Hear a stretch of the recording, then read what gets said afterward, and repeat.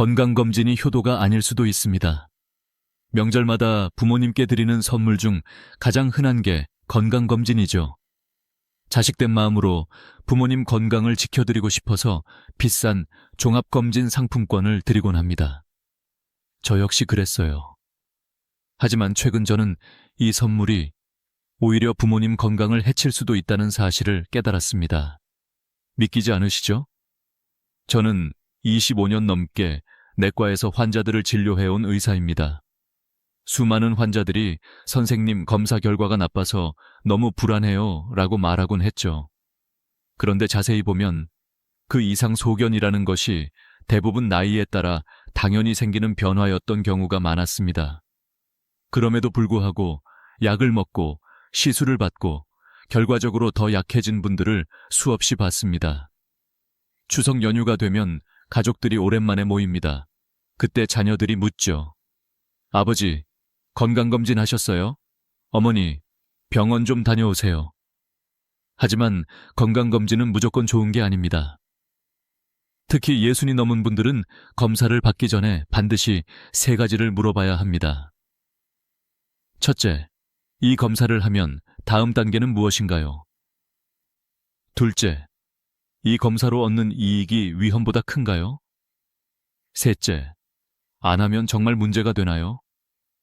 이 3가지 질문이 단순해 보이지만 실제로 많은 불필요한 검사를 막아줍니다. 한 대학병원 연구에 따르면 65세 이상 고령층의 종합검진 중 약 35%는 불필요하거나 과잉검사였다고 합니다. 그로 인해 부작용이나 불안이 생긴 경우도 많았어요. 예를 들어볼까요? 26살의 한 여성은 명절 선물로 건강검진을 받았습니다. 별다른 증상도 없었죠. 골밀도 검사를 했더니 조금 낮게 나왔다고 해서 의사가 약을 권했습니다. 뼈를 튼튼하게 한다는 약이었죠. 하지만 반년 뒤 그녀는 턱뼈 괴사라는 부작용으로 평생 하던 피아노 강습을 중단해야 했습니다. 부드러운 음식만 먹고 웃을 때마다 통증이 찾아왔죠. 건강검진, 이 불행의 시작이 된 겁니다. 이 이야기를 들은 제 환자 중 한 분, 72세의 김모 씨는 이런 말을 남기셨어요. 검사만 안 했으면 지금도 잘 살고 있었을 텐데요. 그 말이 제 마음에 깊이 남았습니다. 우리에게 진짜 효도는 비싼 검사를 선물하는 게 아니라 필요한 검사와 불필요한 검사를 구분할 수 있게 도와드리는 것입니다. 오늘 이 이야기를 끝까지 들으신다면 부모님을 더 현명하게 지킬 수 있을 겁니다. 지금부터 말씀드릴 내용은 단순히 검사를 받지 말라는 게 아닙니다. 언제, 어떤 검사가 정말 필요한지, 그리고 피해야 할 검사는 무엇인지 구체적으로 알려드릴 겁니다. 명절 선물보다 값진 선물, 바로 지식과 판단력입니다. 저도 한때는 검사는 많을수록 좋다라고 믿었습니다. 의사로서 조기에 발견하면 생명을 구할 수 있다고 생각했죠. 하지만 시간이 지나면서 깨달았습니다. 특히 60세 이후에는 과잉검사가 오히려 건강을 해칠 수 있다는 사실을요. 얼마 전 제 어머니께서 병원에서 이런 말을 들으셨어요. 연세도 있으니 이번 기회에 전신검사 한번 하시죠. 의료계에 오래 있었던 저조차도 순간 고민이 됐습니다. 받는 게 맞을까? 아니면 기다려야 할까?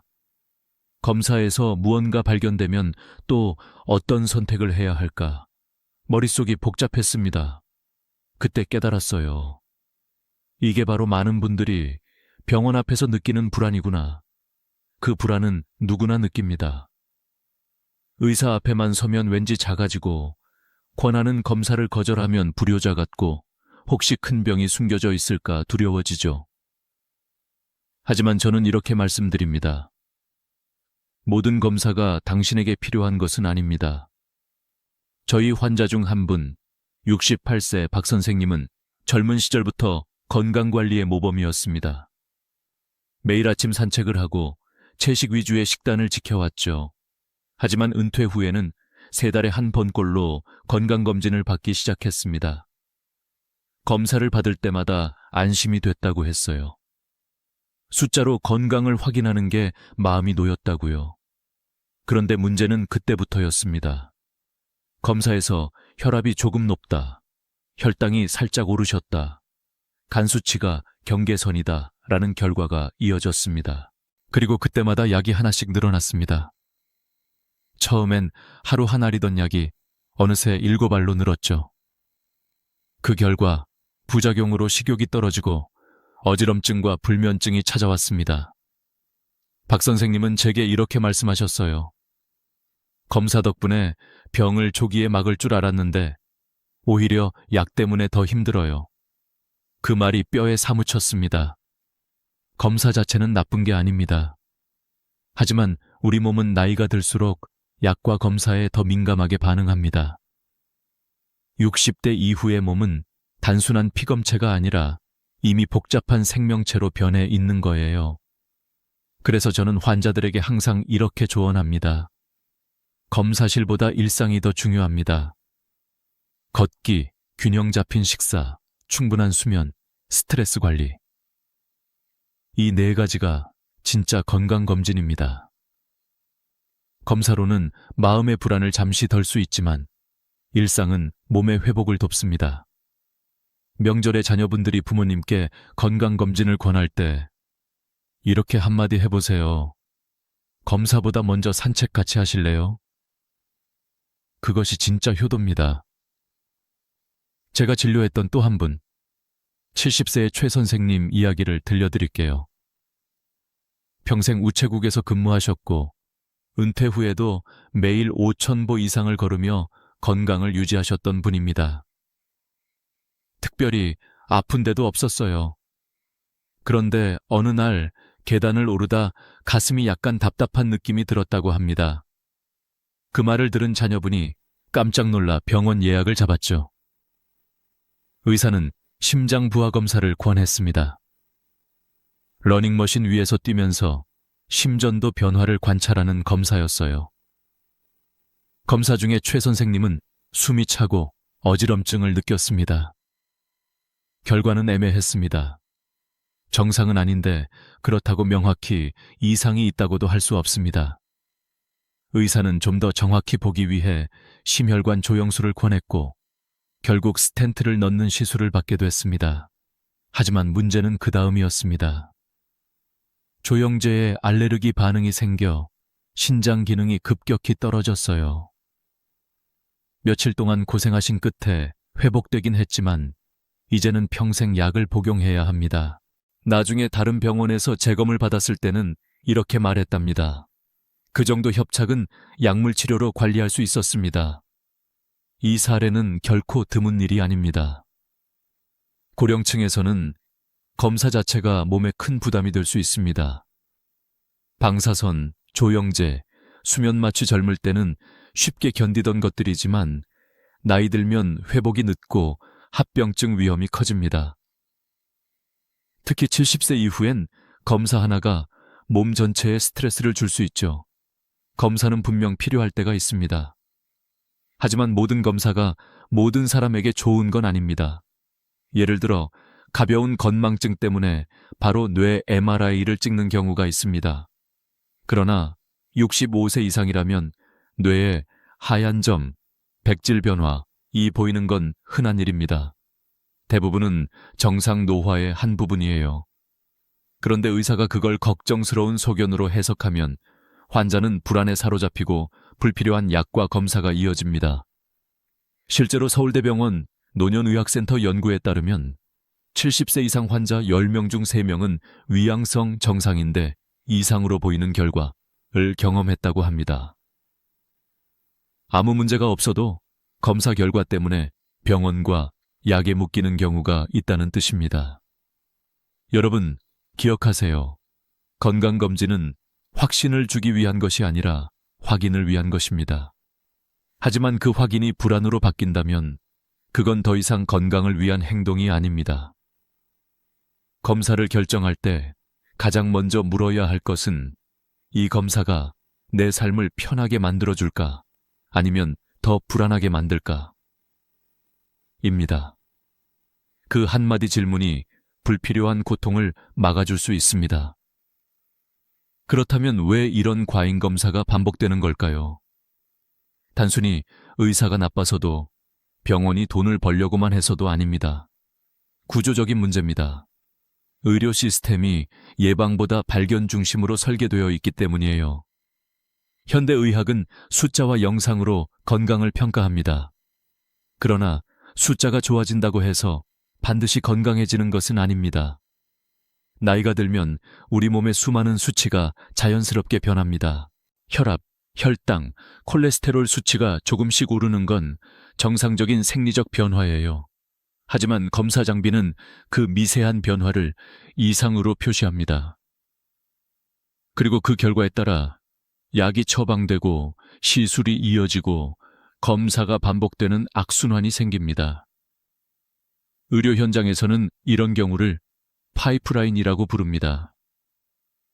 한번 시작되면 빠져나오기 힘든 의료의 흐름이죠. 검사 하나가 다음 검사를 부르고 그 검사가 다시 치료를 불러오며 눈덩이처럼 커집니다.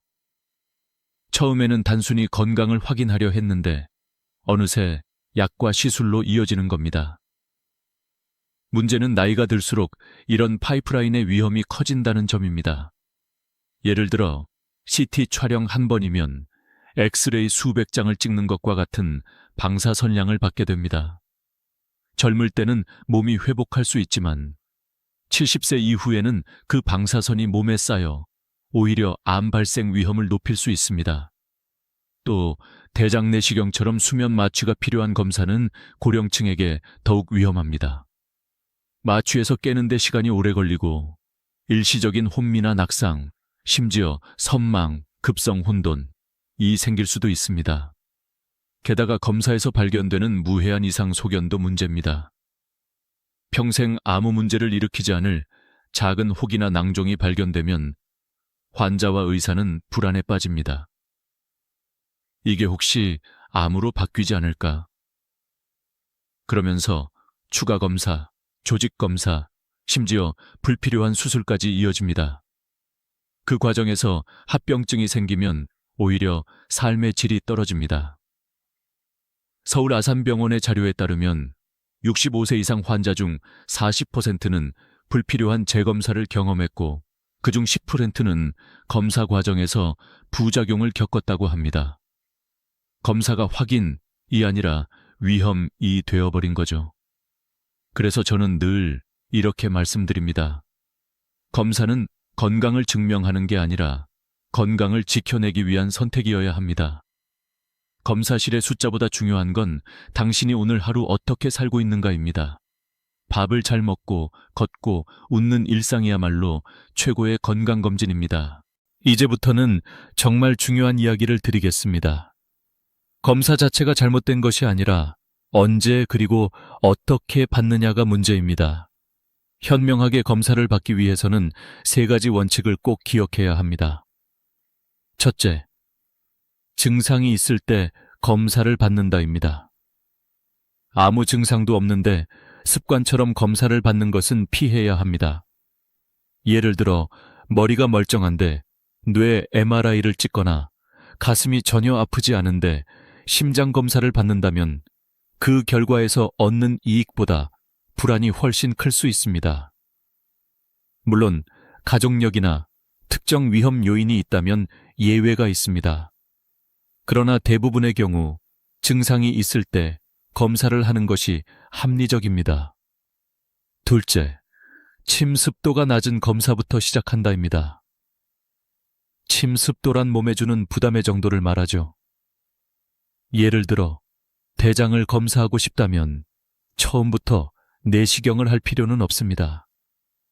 간단히 대변 검사로 혈액이 섞여 있는지 확인할 수 있습니다. 이 검사는 약국에서도 손쉽게 할 수 있고 이상이 없으면 내시경을 하지 않아도 됩니다. 만약 결과가 양성으로 나오면 그때 내시경을 하는 것이 순서입니다. 이런 단계적 접근이 몸의 부담을 줄이고 합병증 위험을 낮춰줍니다. 셋째, 검사 전에 반드시 3가지 질문을 한다입니다. 하나, 이 검사에서 이상이 발견되면 다음 단계는 뭔가요?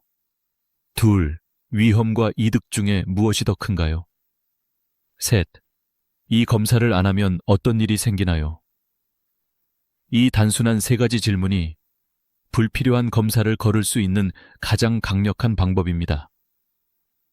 실제로 일본 교토대 연구팀의 보고에 따르면 환자가 이 세 가지 질문을 한 뒤에 검사 결정을 한 경우 불필요한 검사가 45% 줄었다고 합니다. 의사에게 질문하는 것이 어렵다고 느껴질 수 있습니다. 그러나 의사는 설명할 의무가 있고 환자는 이해할 권리가 있습니다. 좋은 의사라면 친절하게 이유를 설명해 줄 것입니다. 만약 귀찮아하거나 무시한다면 그건 당신의 잘못이 아니라 그 의사의 태도 문제입니다. 검사는 의사에게 맡겨야 하는 영역이 아니라 당신 스스로의 선택이 되어야 합니다. 내 몸을 알고 내 나이에 맞게 판단하는 것이 진짜 건강관리입니다. 이제 다음부터는 실제로 어떤 검사들을 조심해야 하는지, 그리고 그 대신 어떤 방법으로 건강을 관리할 수 있는지를 구체적으로 말씀드리겠습니다.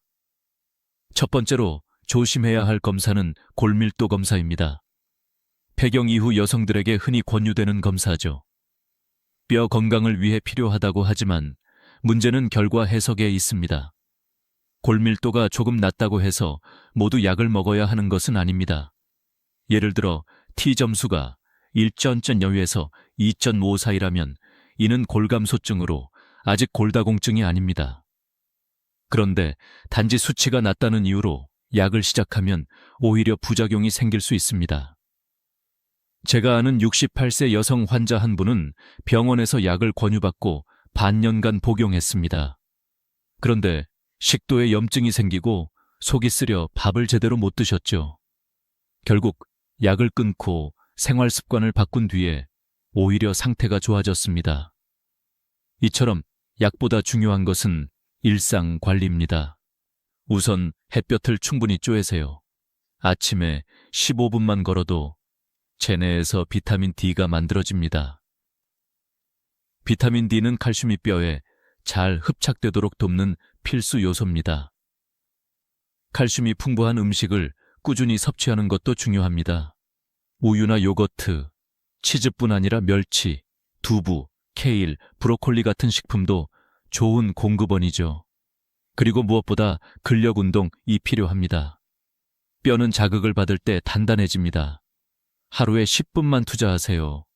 의자에서 일어났다 앉기, 벽을 짚고 발 뒤꿈치를 들었다 내리기, 팔굽혀펴기 등 간단한 운동이면 충분합니다. 실제로 국민건강보험공단의 통계에 따르면 규칙적으로 걷기 운동을 하는 여성은 골밀도 약 복용자보다 골절 위험이 30% 낮았습니다.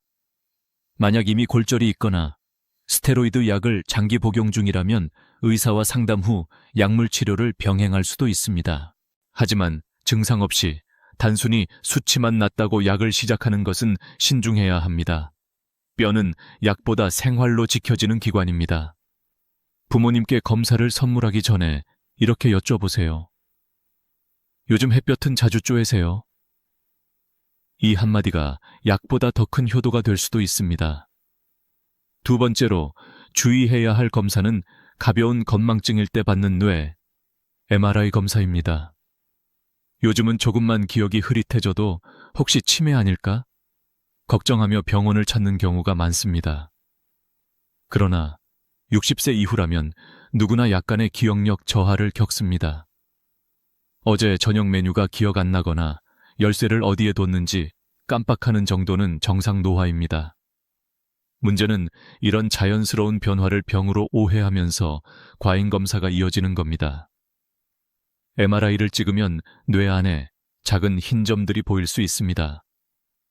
이는 백질 변화라고 하는데 대부분은 단순한 노화 현상입니다. 그런데 이를 뇌혈관 질환의 초기 신호로 과도하게 해석하면 불필요한 약과 추가 검사가 시작됩니다. 실제로 그런 점은 65세 이상, 성인의 50% 이상에게서 발견된다고 합니다.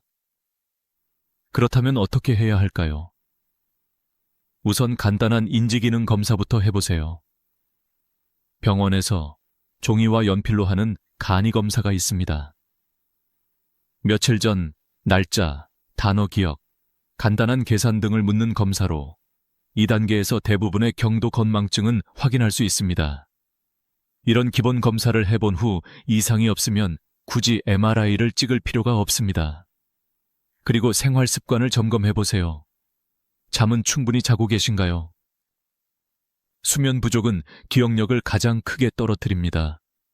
물은 충분히 마시고 계신가요? 탈수가 오면 집중력과 판단력이 흐려집니다. 스트레스는 어떠신가요? 우울감이나 불안은 인지기능 저하의 주요 원인입니다. 또 하나, 사회적 활동이 기억력을 지켜줍니다. 친구와의 대화, 독서, 바둑이나 퍼즐 같은 두뇌 활동은 뇌를 깨어있게 만듭니다. 고립은 치매의 위험을 높이는 요인입니다. 실제로 국립중앙의료원 연구에 따르면 사회적으로 고립된 노인의 치매 위험은 그렇지 않은 사람보다 1.6배 높았습니다. 가벼운 건망증으로 MRI를 찍기보다는 하루에 사람과 대화하는 시간을 늘려보세요. 그리고 규칙적으로 걷고 뇌를 자극하는 작은 습관을 만들어 보세요. 기억력은 약보다 관계와 리듬 속에서 회복됩니다. 뇌를 위한 최고의 처방전은 병원이 아니라 일상 속에 있습니다. 세 번째로 주의해야 할 검사는 심장부하 검사입니다. 러닝머신 위에서 뛰며 심장의 반응을 측정하는 검사로 흔히 가슴이 답답하다거나 숨이 찬다는 증상이 있을 때 권유됩니다. 그러나 70세 이상이라면 이 검사는 매우 신중해야 합니다. 왜냐하면 검사 자체가 심장에 큰 부담을 주기 때문입니다. 저는 실제로 이 검사를 받은 후 문제가 생긴 분을 여러 번 봤습니다. 심장 근육이 약한데 억지로 달리다 실신하거나 검사 중 혈압이 급격히 올라 응급실로 옮겨진 경우도 있었죠. 의도는 좋지만 몸이 감당하지 못하는 검사라면 그 자체가 위험입니다. 그렇다면 어떻게 해야 할까요? 우선 비부하 검사, 몸에 무리를 주지 않는 검사부터 시작하세요. 안정시 심전도 검사나 혈액 검사, 심장 효소 확인, 가슴 엑스레이만으로도 심장 상태를 충분히 파악할 수 있습니다. 또 최근에는 CT 대신 칼슘 스코어 검사로 혈관 내 석회화 정도를 확인하는 방법도 있습니다.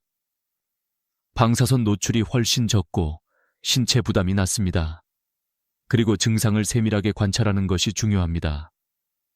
가슴 통증이 언제 생기는지, 쉬면 사라지는지, 찌르는 듯한지, 혹은 조이는 듯한지 등을 기록해 두세요. 진짜 협심증이라면 움직일 때 통증이 나타나고 쉬면 가라앉는 특징이 있습니다. 이런 증상이 없으면 단순한 근육통이나 소화기 문제일 가능성도 큽니다. 무엇보다 중요한 건 예방입니다. 담배를 피우신다면 오늘 바로 끊으세요. 흡연자는 비흡연자보다 심혈관 질환 위험이 2배 이상 높습니다. 혈압이 높다면 약을 꾸준히 복용하고 짜은 음식 섭취를 줄이세요. 콜레스테롤 수치가 높다면 기름진 음식 대신 채소와 통곡물을 늘리세요. 그리고 하루 20에서 30분 정도 걷기 운동을 꾸준히 하세요. 빠르게 걸을 필요도 없습니다. 천천히라도 매일 하는 것이 중요합니다. 서울대병원 연구에 따르면 매일 30분씩 걷는 노인은 심근경색 발생률이 40% 낮았습니다. 결국 건강한 심장은 병원보다 생활 속 습관에서 만들어지는 것이죠. 검사는 불안할 때 받는 것이 아니라 필요할 때 선택하는 것입니다. 심장은 검사가 아니라 일상의 리듬으로 지켜야 합니다. 네 번째로 조심해야 할 검사는 대장 내시경 검사입니다. 대장암을 조기에 발견할 수 있다는 장점 때문에 많은 분들이 정기적으로 받으시죠. 하지만 70세 이후라면 이 검사 또한 신중해야 합니다. 이유는 간단합니다.